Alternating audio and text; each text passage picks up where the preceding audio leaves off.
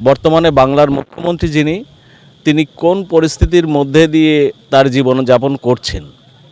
আগামী কিছুদিনের মধ্যে ওনাকে শ্রীঘরে যাওয়ার রাস্তা দেখানো হবে। তো এখন উনি একটা হন্যে কুকুরের মতো ছুটছেন, যাকে পাচ্ছেন তাকে কামড়ানোর চেষ্টা করছেন, যাকে পাচ্ছেন তাকে কামড়ানোর চেষ্টা করছেন। এই বিষয়বস্তুর উপরে আমার কাছে কেন, আপনি যার কাছে জিজ্ঞাসা করবেন একই কথা বলবেন, এর আর দ্বিমত নেই। আর সাধু সন্তদের আসলে কারা আক্রমণ করে, আপনাকে পূর্বের ঘটনা জানতে হবে। যুগে যুগে সাধুরা অত্যাচারিত হয়েছে দুর্বৃত্তদের দ্বারা। আর দুর্বৃত্ত বলতে এখন রাজনৈতিকভাবে যারা সামনে এসছে এদের ছাড়া আর দুর্বৃত্ত আমি আর কাউকে দেখছি না। এই দুর্বৃত্তরা সাধুদের অত্যাচার করবেই। এখন দরকার হচ্ছে একটা ফ্লাশ মারা, ভাইরাস তাড়াতে হবে এখান থেকে। এই সরকারের মধ্যে সম্পূর্ণ ভাইরাস ঢুকে গেছে, একে এমনভাবে ফ্লাশ করতে হবে যাতে টোটাল জিনিসটা আউট হয়ে যায়।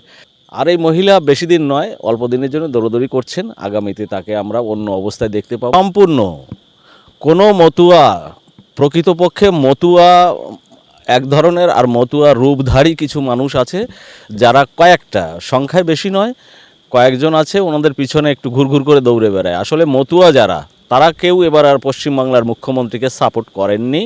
আর আগামীতে তো কোনো কথাই নেই, এই পার্টিটাই থাকবে না কিছুদিনের মধ্যে। এর মানে তৃণমূল ধূলিসাৎ। সেই ধূলিসাৎ কি মতুয়া সম্প্রদায়ের দ্বারাই কি শুরু হবে? দেখুন, এটা এইভাবে বলা যায় না।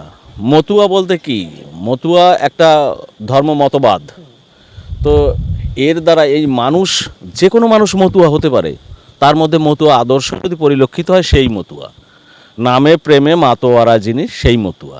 এবার নামে প্রেমে মাতোয়ারা হলে তার দ্বারায় ধর্মীয় কাজ বা কোনো অন্যায় অপরাধজনিত কাজ তার দ্বারায় হবে না। এ ধরনের মানুষ বহু পাবেন আপনি। এবার কে কোথা থেকে কিভাবে করবেন।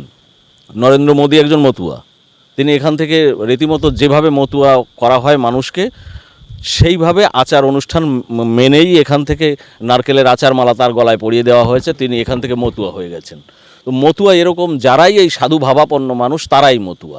এই জন্য তার পতন অনিবার্য, কারণ পশ্চিমবাংলার মানুষ এখন আর এই ভাওতাবাজি পছন্দ করে না।